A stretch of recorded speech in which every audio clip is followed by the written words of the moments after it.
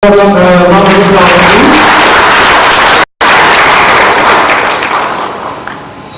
you very much indeed. And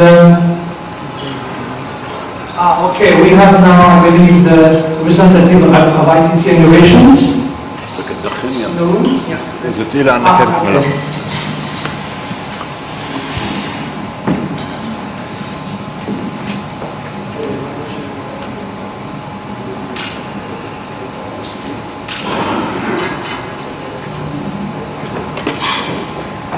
So thanks to all of you involved again, and I hope that you have an interesting rest of the afternoon. I think I can safely say that CPA Industry, we do not organize events for the sake of organizing events, but our events are carefully researched and designed so that our delegates leave at the end of the day, having learned something useful for their career or their personal knowledge. So I would wish you a very good afternoon. Bon appétit. Merci.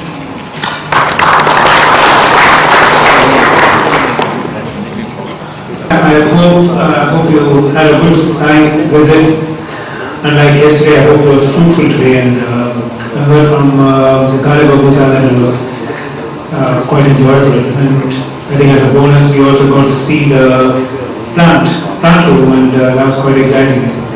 The next session, it's a bit unique. I'm going to be inviting two members of the media for panel discussion on how the media can do a better job at reporting on food safety issues, refrigeration issues, and it's my pleasure to welcome Ms. Munal Sharif. She is the editor of Law Middle East magazine, which looks at transportation and logistics issues, and that's something that Carrier Transico could find quite relevant. And so now you want to sit down.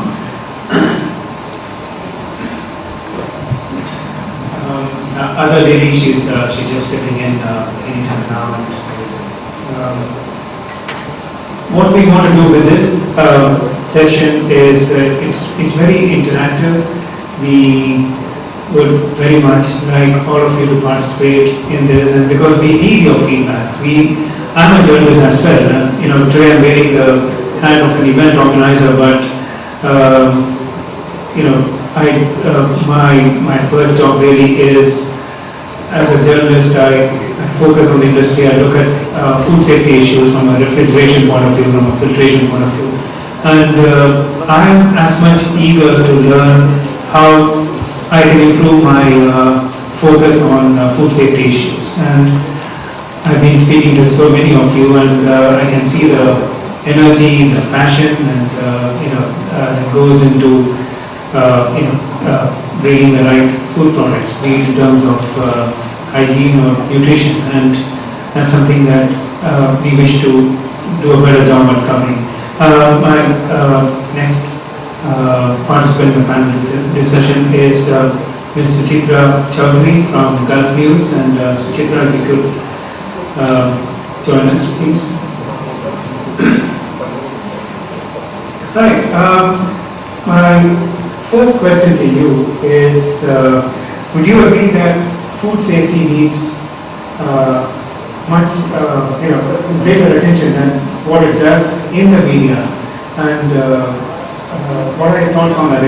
You've attended a few sessions this morning, and you've listened with interest of people have been talking about, say, refrigerated transportation, and that's something that you directly focus on. And do you feel that, how much of coverage do you give to food safety as such in your magazine? Yeah, so we do give food safety a lot of importance, as in we cover the food supply chain, the food chain. And food safety is a very important part of that food chain. And I feel that there has to be definitely more about food safety, stories about food safety, so that we all can learn from them and get to where we should be in terms of that. Because usually what happens is in this time of the year we have a lot of stories on food poisoning or mishandling of food appearing in the newspapers, and that even led to a lot of casualties, I think, in the last couple of years. So there has to definitely be more awareness on this, and yeah, that's where our role comes in. But then all of that requires a lot of collaboration with government departments as well as a lot of other authorities to be able to educate us all better. I would like to speak from the point of view of our common readers, because I come from a magazine which is a lifestyle magazine, which is really addressing the end user. And I think that what we need to do is demystify this whole technical aspect of the food chain and just talk to the readers, creating an awareness about what food freshness really means and how refrigeration really affects their life in terms of nutrition, hygiene, health. And I think that's a real concern for people here. So our job as a journalist, when we're speaking to our readers, is to talk to them in the language of a layperson, understand what the industry is talking to us about, and to simplify it for the readers, and to create an awareness, a sort of a campaign on food safety and hygiene, and give it to them packaged in that kind of words, which would appeal to them and which is very, very important and which is not being addressed as of now. Okay. What are the internal challenges for this? In terms of, when I say internal challenges, is it a huge obstacle to convince your line manager, let's say your editor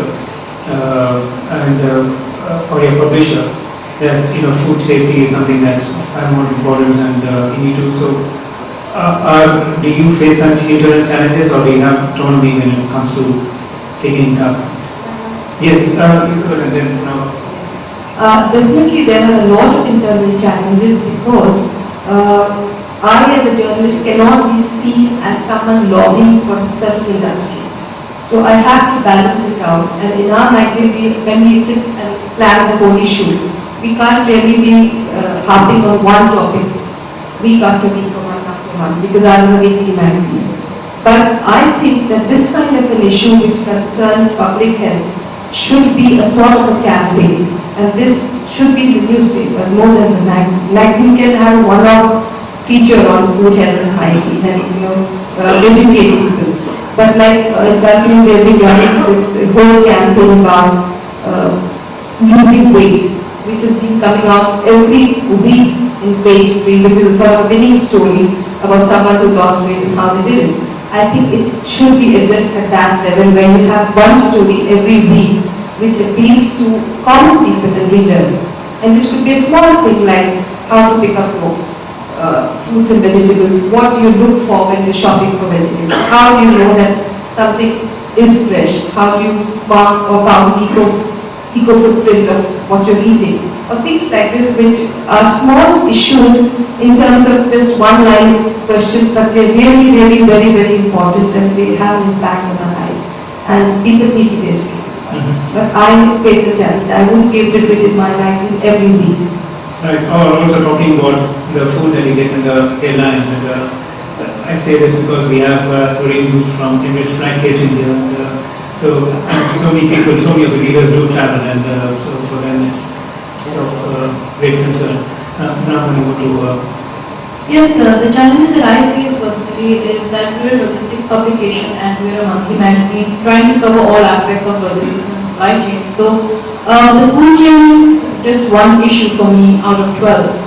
And in that, I can't really focus on all aspects of it. So yeah, definitely, we need to talk about this more, and that has to be done on a national newspaper, for example. Or maybe by even the authorities, during this time of the year where there are so many cases of food poisoning, eating out, probably, food decomposing.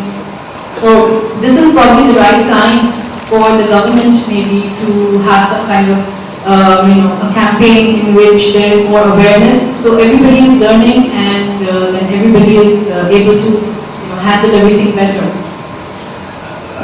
This is interesting. You said that this is one among 12 topics that you focus on, would you consider running a year-long campaign in the form of guest scholars? Because I ask this question again because in this room we have considerable expertise. People who can talk on different aspects of refrigeration, food safety, storage and handling issues. And is that something that you would look to use as an instrument to address this issue? So you have several layers really. You're not looking at just one layer. It's not just one part really. It's got several layers to it. And would you like the industry to come forward and contribute columns on guest columns? Yes, that's very interesting because although we can't do that on a monthly basis, for example, have guest columns on one specific topic, but we could have a year-long like a campaign maybe on our website, or in that way we can. The website is a platform where we can focus on this. Have industry people able to contribute on the specific topic as a guest column, but on the website, yeah. So maybe that might even be monthly. We could have that regularly and have feedback regularly, and yeah, take it from there. I think what's really important is for the food industry also to probably food chain industry to actually polarize together, address it and actually sell this idea and pitch it to the newspapers, not just that news, but the Khaleej Times or all other newspapers which are prominent here. Because just like we are running the buckle up and safety, road safety campaign, I think awareness needs to be created at every level. So the food industry also needs to do their bit. They need to actually pitch this whole idea so that people can actually run it in a year-long basis. It all depends on how you sell yourself or how you sell the whole idea to a newspaper. If you can do that, I'm sure there will be lots of people who will be willing to do and take it up as a year-long campaign. And also the social media, we have a Facebook website, we can actually have a regular post on something to do with the food safety aspect, and we can have people ask questions and someone from the industry could answer them. We can run that kind of thing. But what kind of support, when you say that, what kind of support, specific support are you looking for? Are you looking for the food industry to share data?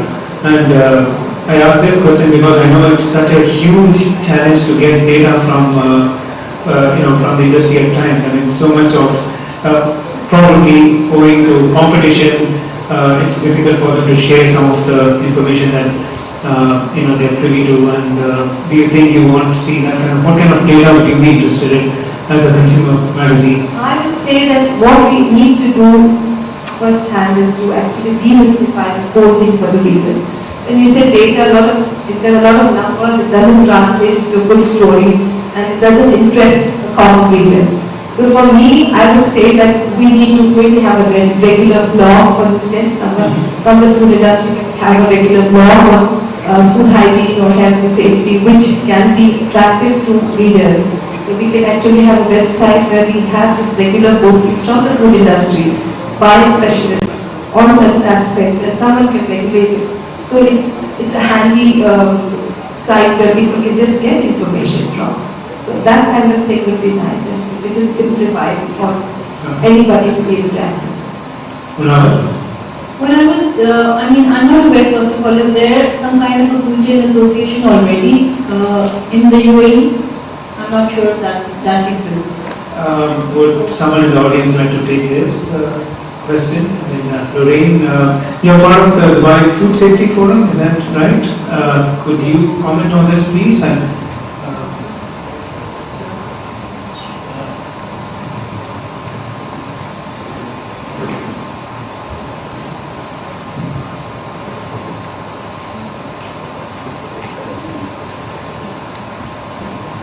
I am privileged to be one of the alleged founding members of the Food Safety Forum. I joined the Food Safety Forum, which was an initiative by the Dubai municipality. I think we've just missed Bobby Krishna, who's done so much in getting food safety in Dubai onto Twitter, onto Facebook, onto Google. We're part of Google groups. That's where